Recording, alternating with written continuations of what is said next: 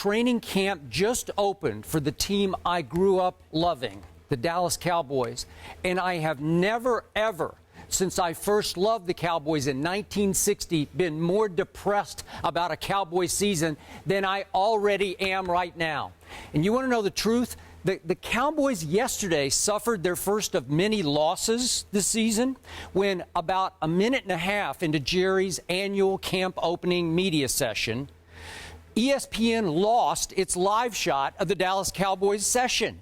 And the truth was, I didn't realize at the time as I watched 6 o'clock Sports Center, I was a little disappointed, like, oh, I wish I could have heard what Jerry had to say. Yeah.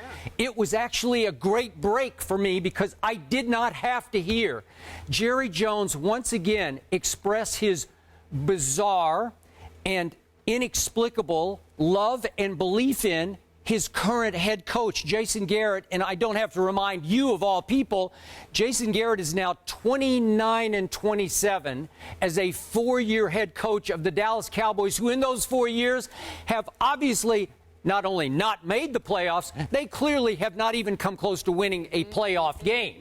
This is the Dallas Cowboys we continue to talk about. And Jerry Jones, who usually loves to hog that stage yesterday in Oxnard, California, actually had Jason Garrett sit just to his right. And he again gushed about Jason as if he's now become Jerry's third son. He again went on and on about how this man to my right continues to consistently amaze me with his growth as a head coach. How? Where? Why? Please explain, Jerry Jones. And he continued to say that Jason Garrett is not on any hot seat. This year is not make or break for Jason Garrett, who then took the microphone and concluded that we have a long way to go as a football team, which prompted Jerry Jones to say, yes, actually, we've gone from one of the older teams to now one of the younger teams in the league, thereby asking me and other fans to actually have more patience with them this year than we've had the last 4 years, because now they're just a young team trying to get better. They have a long way to go because I have a long, long, long way to go until the end of this football season. And I wish it were over tomorrow, but it's not. It's only just beginning. We haven't even played a preseason game, and the season is officially ended for my Dallas Cowboys. Thank you very much. He needs it. Where's my pen go? Oh, Thank poor you. Bryce. It's all right. It's all right, buddy. Yeah. It's all right. Yeah, buddy. You know, Skip Bayless, I try to tell you these things. And I'm not going to even sit down. No need for me to sit down, ladies and gentlemen. No. I'm not going to. I don't know how many times I have to explain these things to you about your Cowboys. You understand? It is nice to see the transition taking place before our very eyes. Skip Bayless, ladies and gentlemen, has seen the light. Skip Bayless recognizes. It's blinding me. Listen, Skip Bayless recognizes what is transpiring.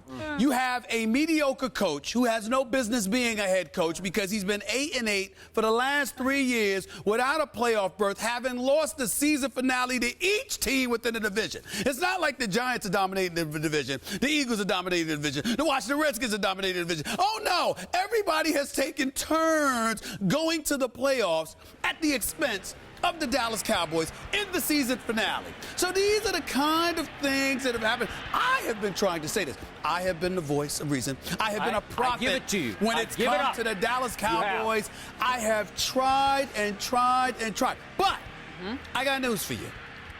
Jerry Jones is not the only problem with the Dallas Cowboys, nor is it the ineptitude of a Jason Garrett, who I'm sure knows football, just doesn't know how to coach it well enough to win football games. The problem are the fans in Big D, Dallas, because you got the billion-dollar playpen to go to. You definitely are going to be there. You're going to have the big jumbotron to look at. You got all these distractions. For all we know, there's a damn roller coaster inside of Jerry World. We don't even know whether that's true or not. No, that's because in my stomach. There we go. So the point that I'm trying to make to you, Skip Bayless, as I have tried to make on many, many occasions, it's not just about Jerry. It's not just about Jason Garrett. It's also about a fan base that has learned to tolerate mediocrity because they expect it. And until Big D stands up and recognizes that there are changes that need to be made, even if it's not going to be Jerry, damn it, at least have the clout to force the head coach out, you're going to get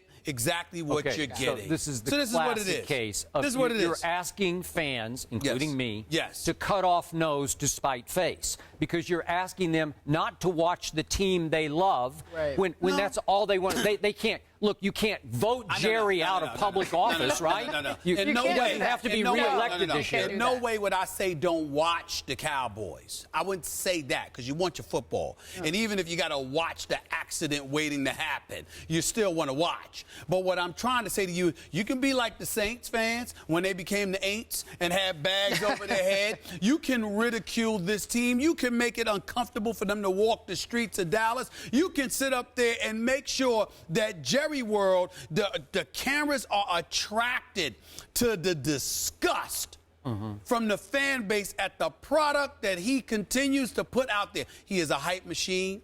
He is obviously exceptional as a businessman. He could give lessons on it. The man is the real deal.